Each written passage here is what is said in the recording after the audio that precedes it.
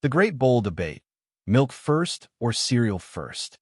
Ladies and gentlemen, welcome to what may be the most needlessly serious breakfast debate ever staged. Tonight we have Priya Malhotra, three-time County Fair Best Homemade Granola judge and staunch defender of cereal first, facing off against Sam Okafor, self-taught fluid dynamics enthusiast and lifelong milk first loyalist. Rules are simple: opening statements, rebuttals, a lightning round, and closing arguments. Let's go. Round 1, Opening Statements. Thank you. Let's set the scene properly. A bowl is a container. Cereal is the subject of breakfast. Milk is the medium. You would never fill a glass with water before deciding whether you're making lemonade or just drinking water. You decide the solid or defining element first, then you calibrate the liquid around it. Cereal first isn't tradition, it's logic. You pour the cereal, you eyeball the volume, and you add exactly the milk required, no more, no less. It's efficient, it's controlled, and frankly, it respects the cereal as the star of the show. Respectfully, Priya, that's a beautiful piece of rhetoric built on a shaky foundation. Let's talk about what actually happens the moment cereal touches milk. Absorption begins immediately. If you pour cereal into an empty bowl and then dump milk on top, the bottom layer is submerged instantly and starts turning to mush before you've even picked up your spoon. Milk first means the cereal lands on a stable, even surface, it floats, it distributes itself naturally, and every piece gets a fair, gentle introduction to the milk rather than a violent baptism. This isn't nostalgia. This is basic respect for the integrity of the flake. Round 2, Rebuttals. Violent baptism, I love the drama, truly. But let's talk science, since you want to go there. Sogginess is a function of time and surface area, not sequence. Whether the cereal starts on top of milk or milk lands on top of cereal, the total contact time before consumption is what determines texture. If you're eating within a normal window, say, under 5 minutes, the pour order is statistically irrelevant. What is relevant is portion control, and that's where milk first completely falls apart. You pour milk into an empty bowl, and now you're just guessing. Too little, and your cereal has dry islands poking out. Too much, and you've made a ball of cereal soup with croutons in it. I'll actually concede, the portion control point has some merit, but you are ignoring displacement dynamics. When you add cereal to a ball that already has milk, the cereal doesn't just sit there, it displaces the milk, pushing the level up. Which means even if you slightly underestimated your milk pour, adding cereal naturally raises the milk line to meet it. It's practically self-correcting.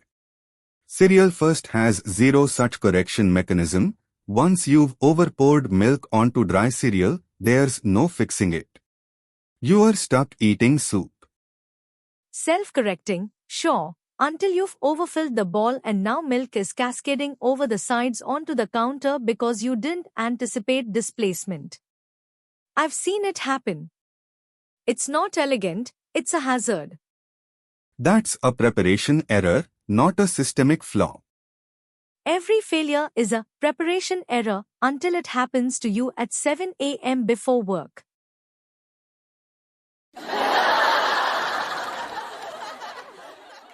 Round 3, the lightning round. Quick-fire questions, 10 seconds each. First, what about cereal that goes soggy fast, like cornflakes versus something sturdy like granola? This actually proves my point. Delicate cereals need cereal first precisely because you can control exact milk exposure time by pouring milk last and eating immediately. Or hear me out, with delicate cereals, you want milk first specifically because it minimizes direct pour impact. Dumping milk straight onto cornflakes physically breaks them. Milk first is gentler by design. What about the milk taste test? Some people like drinking the leftover milk at the end. Milk First wins this decisively. The milk absorbs ambient cereal flavor evenly throughout the entire eating process because it's had contact with cereal from the very first bite. Cereal First milk is basically flavorless for the first several spoonfuls. I won't dignify flavorless leftover milk as a real category of concern, but sure, take the point. Final one, cost of cleanup.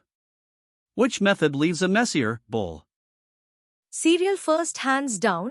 If we're honest, pouring milk over an already full bowl of cereal, it causes splashback. I'll concede that one. Appreciate the honesty. Milk First is cleaner in that specific regard. Round 4, audience question. What about people who use less milk on purpose, like a just enough to moisten style? That's actually the strongest use case for cereal first. If you want minimal milk, you need to see the cereal volume first to know how little milk to add. Pouring milk first for a just moisten style is basically impossible. You'd have to pour, then estimate, then risk pouring twice. I'll actually yield this point fully. For minimalist milk users, Cereal First is objectively superior. That's a fair hit. Interesting, first full concession of the night. Round 5, closing statements. Look, I came in believing Milk First was the objectively correct method, and I still think it wins on texture consistency, gentleness to the cereal, cleanliness, and even flavor development in the leftover milk. But tonight's debate has been humbling.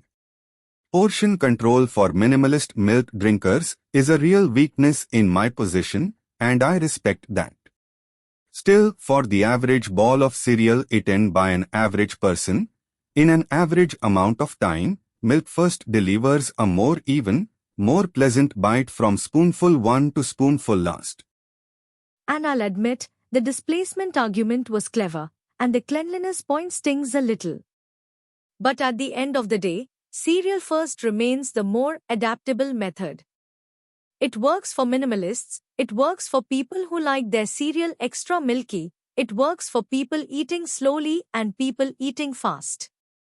Milk First requires you to correctly predict your cereal volume before you've even poured it. That's not intuition, that's guesswork dressed up as strategy. Final conclusion. After 5 rounds of surprisingly rigorous argument, here's where the dust settles. Cereal First wins on portion accuracy and adaptability, especially for minimal milk eaters. Avoiding milk overflow from displacement. Giving the eater full control over final ratio. Milk First wins on even texture distribution and reduced initial sogginess. Gentler treatment of delicate cereals. Cleaner pour with less splashback. Better flavored leftover milk. The verdict: this isn't really a battle of right versus wrong, it's a trade-off between control and consistency.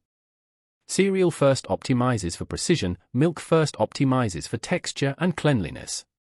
The single biggest factor nobody fully credited until the audience question: how much milk you personally like to use. Heavy milk drinkers should lean Milk First. Minimal milk purists should stick with Cereal First. So the real answer, delivered begrudgingly by both debaters at the buffet table afterward, it depends on your milk-to-cereal ratio philosophy, which, it turns out, is a far more personal question than anyone expected walking in tonight.